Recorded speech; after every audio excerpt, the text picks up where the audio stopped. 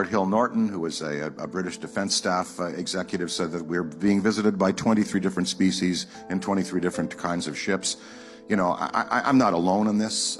You know, this is, you know, there's aviator, the Lawrence Rockefeller, the great philanthropist.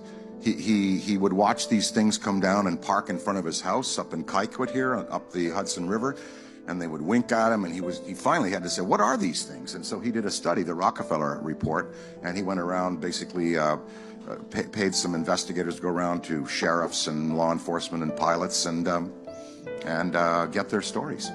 And if you want to Google a good one, Fortenberry Nash, Miami Herald, 1947, they saw 8 discs. They were flying a Capital Airlines plane from Miami, and it made the Miami papers.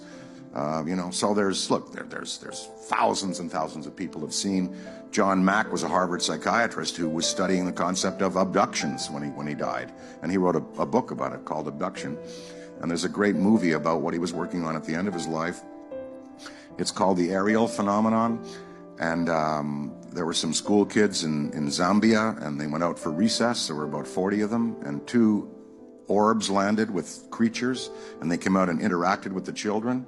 And when they came back into class, they were animated, they were excited, they were disturbed, and the parents and the teachers were, what happened out there? So now they've gone back 20 years later just to re-interview these witnesses, and it's really a compelling piece of evidence, quite striking.